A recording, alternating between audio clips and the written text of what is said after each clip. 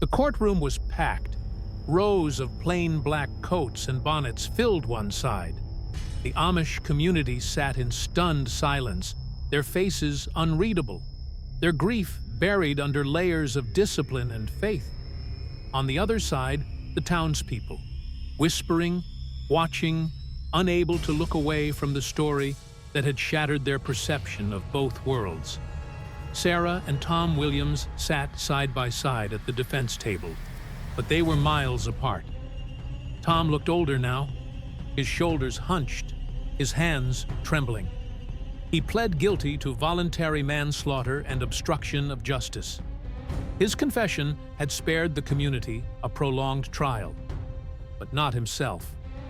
The judge called him a remorseful man consumed by guilt and sentenced him to 18 years in state prison.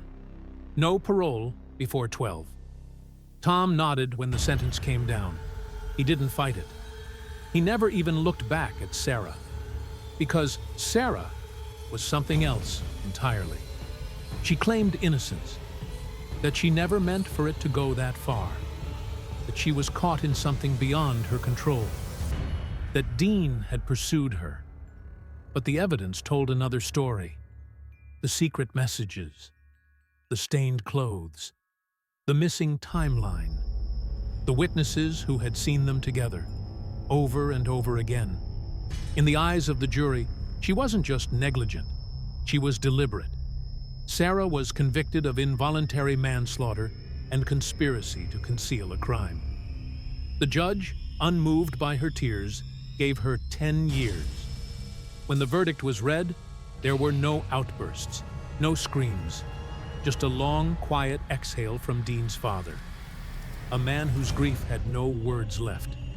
The Yoder family buried Dean under the apple tree behind their home, the same place he used to sit as a boy and feed the goats. His siblings still pass it every day on their way to morning chores. But they don't talk about him, not out loud, because in their world, grief is private. But pain like this, it never leaves. The Amish community never fully healed. How could they? They had opened their arms to outsiders, and one of them, a woman they barely knew, had led their son to his grave. We tell these stories not to sensationalize tragedy, but to understand it. Because beneath every headline and court sentence are choices. Small ones, quiet ones, lonely ones. This case is a haunting reminder of how desire, when left unchecked, can turn even the simplest moments into the start of a nightmare. Of how betrayal isn't always loud. Sometimes it begins with a glance across a fence line. And of how 1 second of rage can cost someone their entire future. If you're in a place of emotional isolation or temptation, stop. Ask for help. Speak. Because silence doesn't just kill conversations. Sometimes it kills people. By March 8, 2012, Tom Williams was no longer a man holding a secret. He was a man haunted by it. Every moment since the night in the woods had become a slow burning torment. He couldn't sleep, couldn't eat, couldn't even bring himself to walk past the laundry room, because that's where Sarah had left Dean's muddy sweater, stained with blood, hidden under a pile of towels. It was supposed to be temporary, but guilt doesn't wait. Sarah tried to control the chaos. She burned the sweater, deleted the texts, whispered to Tom each night that it would pass, that no one would ever know. But Tom did know, and he couldn't unknow it. He saw Dean every time he closed his eyes. Not the boy in the grave, but the boy before. The one trembling in fear as Tom stormed out from the darkness. The one who reached out as if to plead for mercy, and never got the chance. And it was tearing him apart. That night, while Sarah stood at the sink washing dishes like everything was normal, Tom sat at the table, head in his hands, unable to pretend any longer. "I can't live like this," he whispered. Sarah froze. The plate in her hand slipped and shattered in the sink. "What are you talking about?" she asked, already knowing. "I killed a boy," he said, staring down at his fingers as if they were still covered in blood. "I murdered someone, and we buried him like a dog." Sarah rushed over, gripped his shoulders, tried to steady him. "Number, you made a mistake, but we can survive this. We just have to stay quiet. We have to—" But Tom shook his head. "I'm done lying." He stood up, grabbed the keys to his truck, and ignored her cries as she followed him out the door. Sarah tried to block the driveway. She begged, pleaded, screamed. But Tom had made up his mind. At 10:47 p.m., Tom walked into the county sheriff's office, hollow-eyed and trembling. He didn't ask for a lawyer. He didn't ask for forgiveness. He just sat down and said, "I need to tell you what happened to Dean Yoder." For the next 2 hours, Tom confessed everything. The betrayal, the rage, the rock, and the moment afterward when he realized he had destroyed not only a life, but his own. Detectives recorded every word, and when they were done, they asked the one question that would change everything. "Was your wife involved?" Tom hesitated. He looked down and said, "She knew, March 6th, 2012. The news of Dean Yoder's murder spread through the Amish and English communities like wildfire in dry grass. The image of a lifeless Amish boy buried in the woods felt like a betrayal of everything the town believed in. Amish don't get murdered. They don't murder. This was not supposed to happen here. The police knew they had to move quickly. Detective Rachel Mendez, a 20-year veteran of rural homicide, was called in to lead the case. She was calm, methodical, and had seen a lifetime of bad endings. But this one unsettled her. Something about the peaceful farmlands, the horse-drawn buggies, and the untouched innocence made the blood in the dirt feel louder somehow, more cruel. The crime scene told a story. A violent strike to the head, a rushed burial, a poorly concealed body. This wasn't an accident. This was rage, intimate, close range.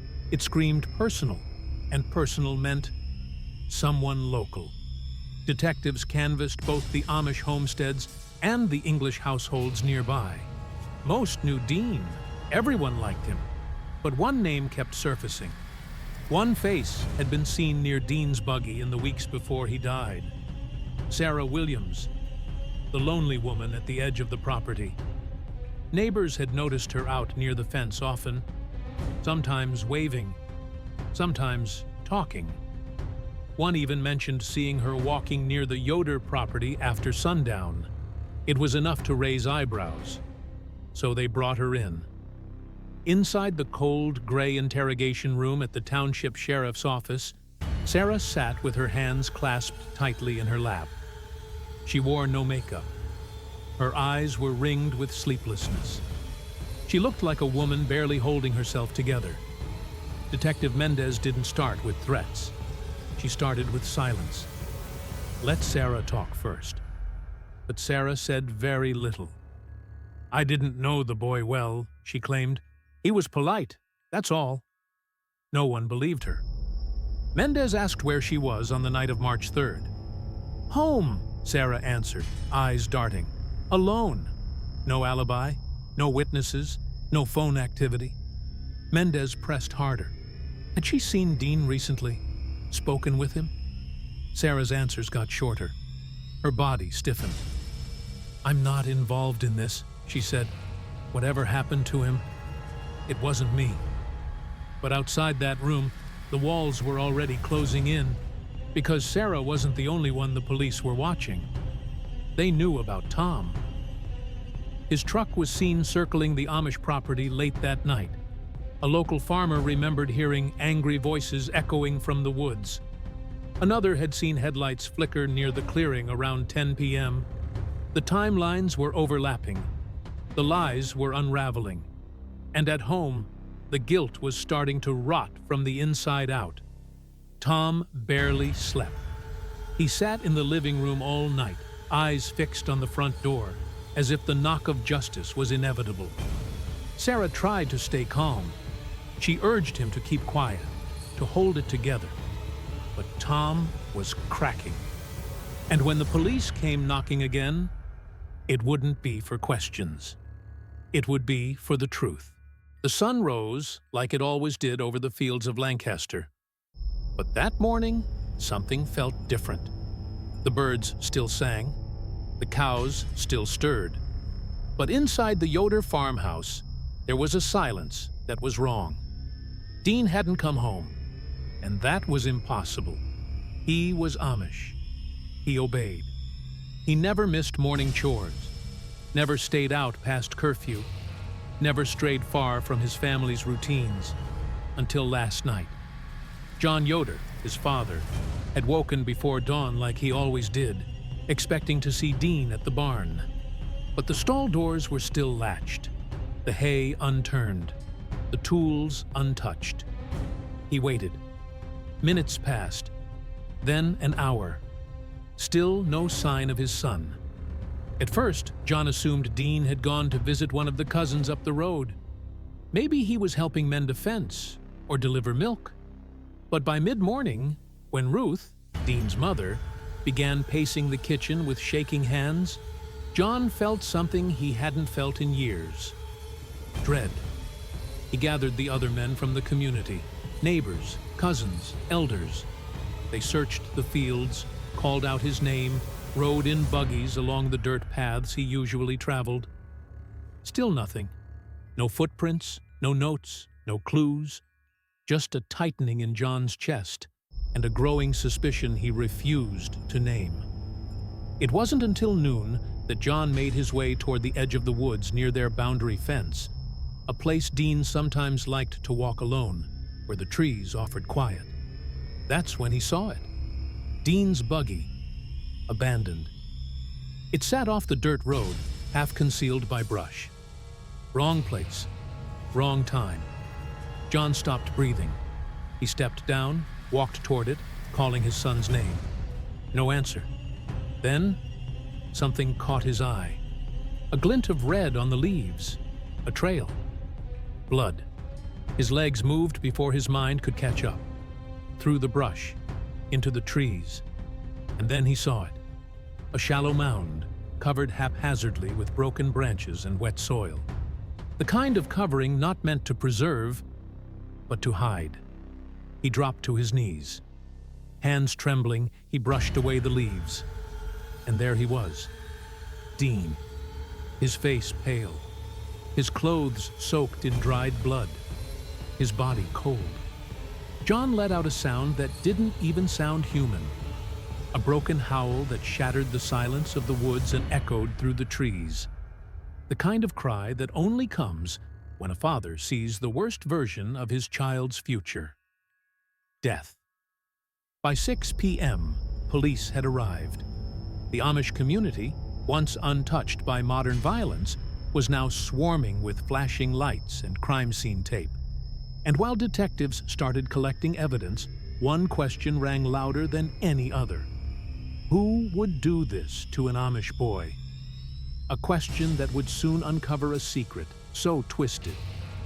It would turn this quiet farming town into a crime scene no one would ever forget. The forest went dead, silent. Only the wind whispered, rustling through the leaves like it was trying to carry away what had just happened. Tom stood frozen, the bloodied rock still clutched in his hand. His breath came in short, sharp gasps, not from exertion, but from disbelief. His pulse pounded in his ears louder than Sarah's scream. Dean wasn't moving, just lying there, still. His arms twisted at unnatural angles, his face half buried in the dirt. Blood slowly trickled down the side of his temple, pooling into the soft earth beneath him. Eyes once filled with innocent curiosity, now wide open, unblinking, dead. Sarah dropped to her knees beside the boy, hands trembling as she tried to touch his shoulder, shaking him, whispering his name. But it was over. And Tom. He finally looked down at his hands. The rock dropped from his fingers with a hollow thud. The reality of what he'd done didn't come all at once. It came in waves, rage, guilt, panic. He hadn't meant to kill him. He didn't plan this. He just wanted to scare him, to make him pay. But the anger, the betrayal, it had swallowed him whole. And now a boy was dead. A boy who had never even left his hometown, who had never driven a car, who had never known what it meant to live outside the shadows of his faith. And Tom had ended it. Sarah looked up at her husband, face pale, lips trembling. "We have to call someone," she whispered. But Tom just shook his head. "No one can know," he said, voice flat, hollow. If the world found out, if the Amish community discovered what had happened, the scandal would destroy them both. It wouldn't just be a murder. It would be a moral earthquake. And so, in the dead of night, under the sickly glow of a fading moon, Tom did something unthinkable.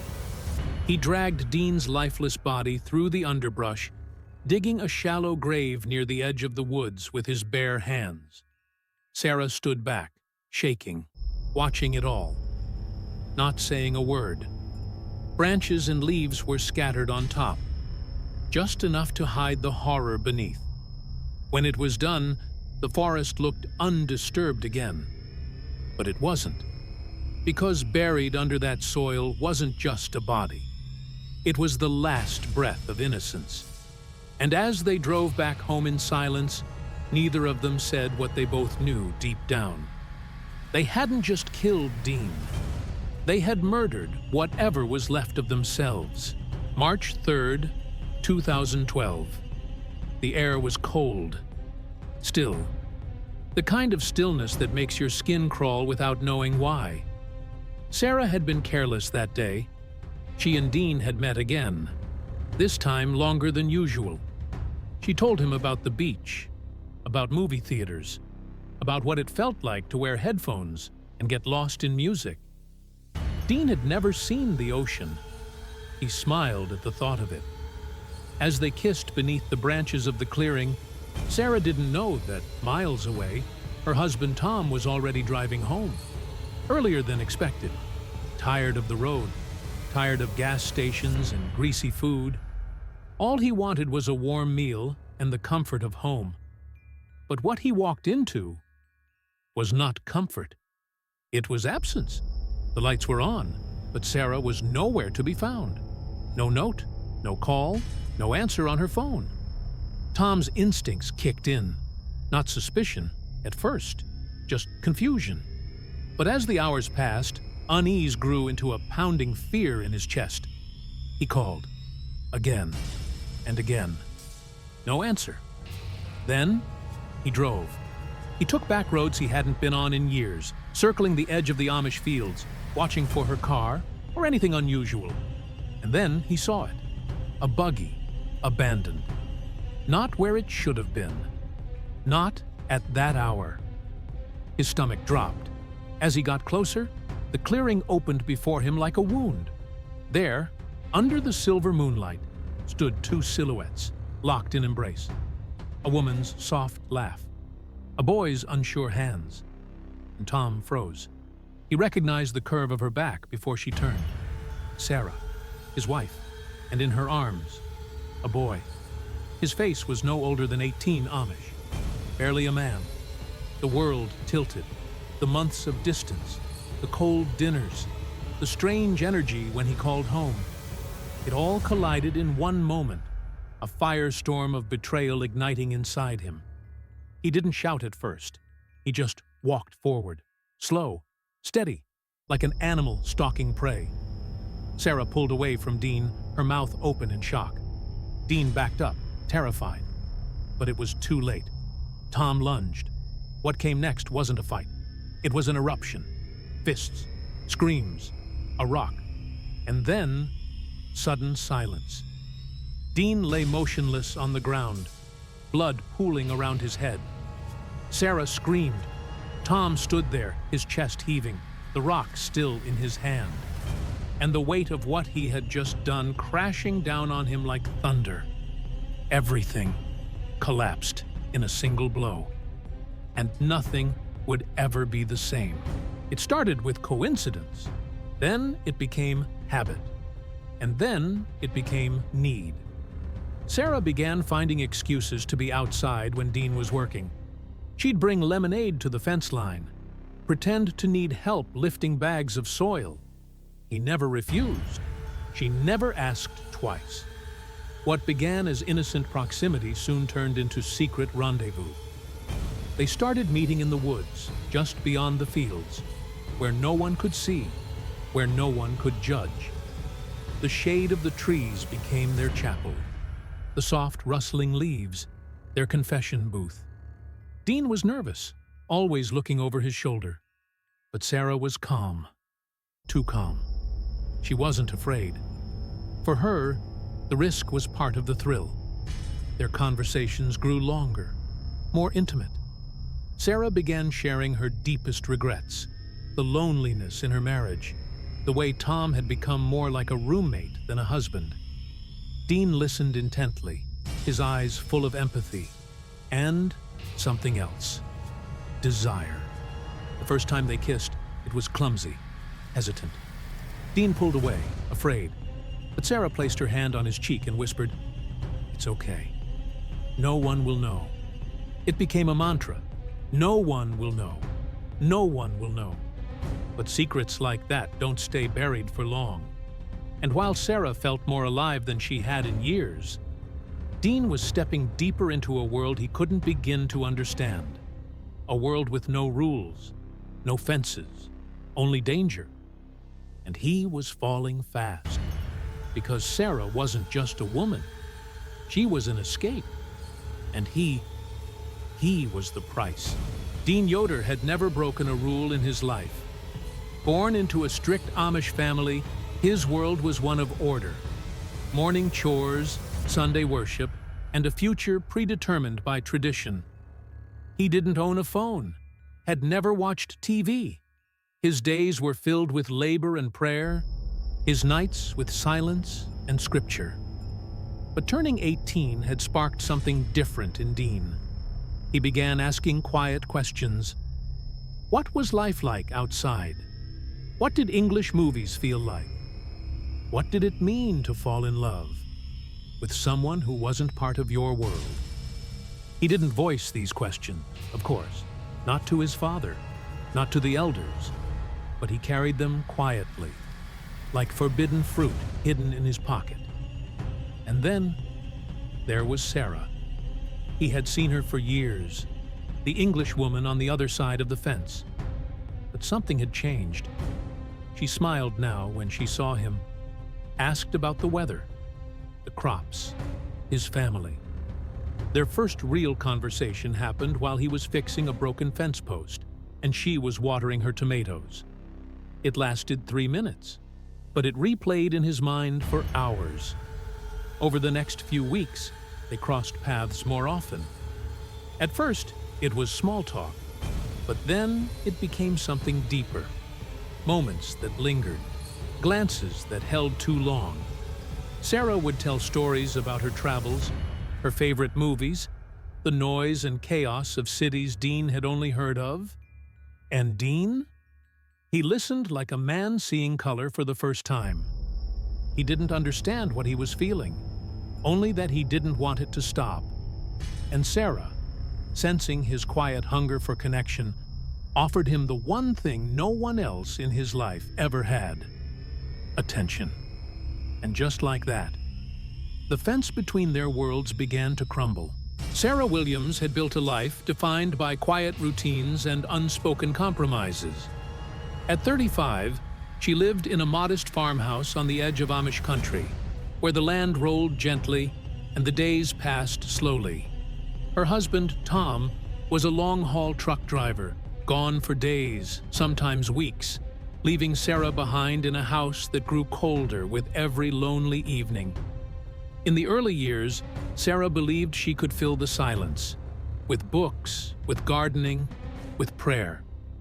But over time, the silence began to press in on her, a weight she couldn't shake. Conversations with Tom had dwindled to nothing more than logistics, bank balances, groceries, mileage. The affection was gone, the laughter, a distant memory. The neighbors were kind but distant. The local church welcomed her politely, but Sarah always felt like she was hovering at the edge of something, never quite belonging. Without children, without companionship, she spent most of her time tending to her vegetable garden or watching the world go by from her window. And that's where she saw him, Dean, the boy next door, 18, Amish, soft-spoken, hard-working, and impossibly innocent. He worked the land from dawn to dusk, tending horses and crops with his father. He rarely looked up. But when he did, his eyes met Sarah's. It was only a moment, but it was the first time in years someone had really looked at her. She felt seen, and that was dangerous, because for a woman who had been invisible for far too long, being seen was intoxicating and addictive. In the quiet farmlands of Pennsylvania, where horses pull buggies and candles still light the dinner table, silence isn't just a part of life. It's a way of surviving. The Amish live by rules, by faith, by simplicity, and most of all, by boundaries. Boundaries that were never meant to be crossed. But one woman did. Her name was Sarah Williams, a 35-year-old outsider, living just beyond the split-rail fence of an Amish settlement. To the world, she was just another housewife. No children, no scandals, no reason for anyone to look twice. But beneath the surface of her neatly trimmed garden and Sunday smiles was a growing void. One carved out by loneliness, neglect, and years of silence that no prayer could fill. And then came Dean, her neighbor's son. He had just turned 18, young, innocent, curious, born into a life of restriction, yearning for a taste of the world beyond. Sarah noticed him one day while planting tomatoes. Dean noticed her long before that. What began as stolen glances and soft conversations over wooden fences would slowly spiral into something darker, something neither of them were ready for. But what neither of them knew was that someone else had been watching too. Tom, Sarah's husband, a long-haul trucker used to coming home to a quiet house, returned one night earlier than expected. And what he found beneath the moonlight wasn't just betrayal, it was murder in motion. By dawn, a young Amish boy would be dead. A community would be shattered. And Sarah, the woman who once prayed for meaning, would become the face of scandal no one could have imagined. Because when love crosses forbidden lines, it doesn't just break hearts, it breaks lives. And in this story, silence wasn't just a symptom, it was the weapon.